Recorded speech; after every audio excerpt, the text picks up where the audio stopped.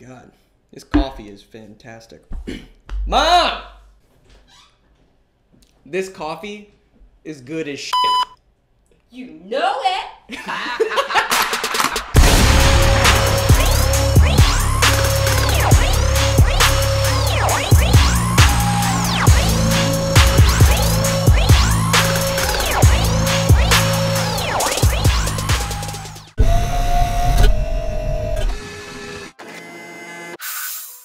What's up, guys? Welcome back to another Thug Life Gaming commentary. Today, we're talking about a little something that's close to my heart, okay? It's close to my heart. That would be the Clancy comeback, the Tom Clancy comeback, of course, because I think 2015 is going to be a huge year for not only Ubisoft, but the Tom Clancy name in general, I think is going to be revived. But let me explain to you a little bit of why I'm using the term revival for the Tom Clancy games. Now, if you didn't know, the Tom Clancy video games actually started back in 1996 when Tom Clancy himself, the actual person that wrote the books and everything, he co-founded Red Storm Entertainment. Now, here's something interesting. He actually co-founded it with a guy named Doug Littlejohns, who happens to be a British Royal Navy submarine captain.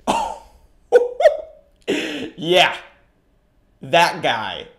Both of them were making video games. But their first big title came in 1998 with the first installment of Rainbow Six. Now, this game completely revolutionized the first-person shooter by adding tactical gameplay, which at the time had never been done before. For the first time, you were playing a game that actually rewarded patience, good aim, a keen eye, and it actually really enabled cooperative play because you wanted to play with your buddies to get their input on how you should infiltrate a base. And the game was actually so successful that in 2000, Ubisoft came along and actually purchased Red Storm Entertainment. But one thing that should be noted was Red Storm Entertainment was already working on Ghost Recon before Ubisoft came along. So Ubisoft was kind of like, oh well, what you working with over there?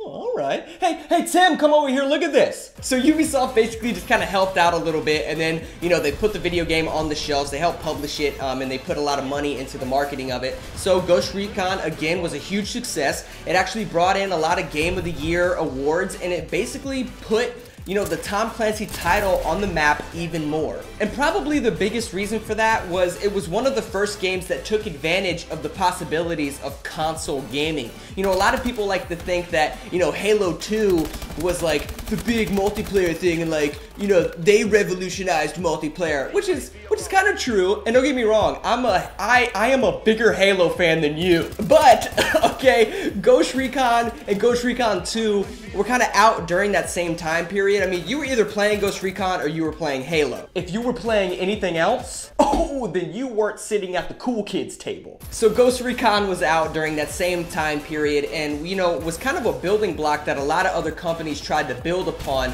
because they were so successful with their console multiplayer. But of course, Ubisoft wanted to stay competitive in the market, so just a year later, they released one of my favorite franchises of all time, and that is Splinter Cell. That's right, they finally released the first Splinter Cell game, and Splinter Cell was a huge success for Ubisoft. It actually outsold every single other Tom Clancy game leading up to it by a lot. Took home a couple Game of the Year awards and made Tom Clancy look real good. Now, the success of the game might have a little something to do with what Ubisoft was doing differently from other development studios, and that is they had two different studios working on the same game. They had one of them working on the campaign and another one working on the multiplayer that you and I have come to love, which is the Spies vs. Mercs multiplayer that really was something completely different from anything that we were seeing at the time, so that was, one of the major causes to its success. However, in 2008, Ubisoft did a little something that I think is what led to the fall of the reputation of the name Tom Clancy, and that would be they messed with Tom Clancy. So basically what happened was they were getting tired of leasing the Tom Clancy name, so they just said screw it, and they literally bought the name Tom Clancy. So basically they're like, hey, you have a really cool name. Let me get that dude. Oh, and then they did. They got the name, and then they completely ruined everything. Because after they bought his name, they started involving him less in the development of the game, so he wasn't sitting in at the board meetings, he wasn't giving his input, because, you know, he really didn't have a say in anything going on because he had no power. And eventually that led to, you know, less realism in these military shooter games. And when you're developing a military game, if you don't have anybody with a lot of military experience and knowledge, it might not be too good. So Tom Clancy was kind of just shooed away, and he was very, you know, at a minimum involved with these games, and they started putting out really garbage titles, like if you guys remember Tom Clancy's End War, then Tom Clancy's Hawks, which was a flight simulator. I don't even know if I want to call it a flight simulator because it was more like the Trash Man simulator. Oh, I've got jokes. But then, to make things worse, they came out with the Trash Man Simulator 2, which was titled Hawks 2, so there was that.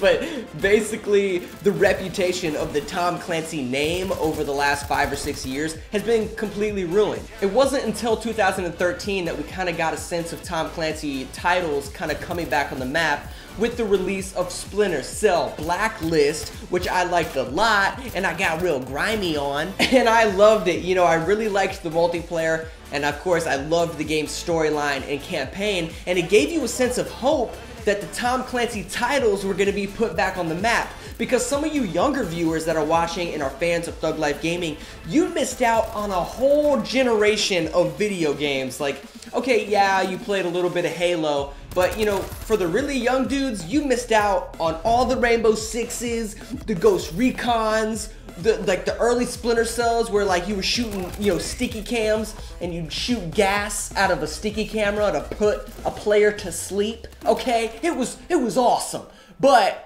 you guys missed out on that. So when you guys hear the name Tom Clancy, you're like, oh hey, wasn't that a guy that did something? Yeah, he did. He did a whole lot of stuff, and it was awesome, and it made my childhood fantastic.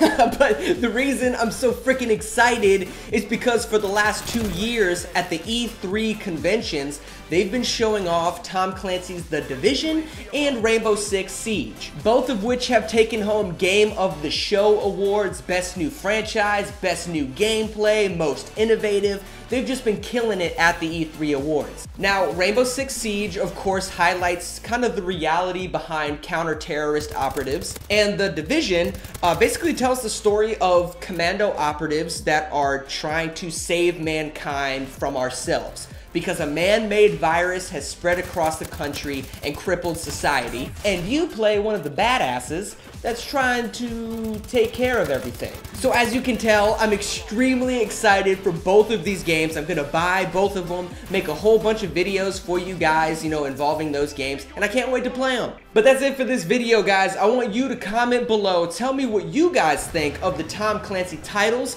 what you think of maybe Rainbow Six Siege or The Division. Share the video with your friends. Go click that thumbs up button wherever it is. You know, they move it all the time, so just click on it.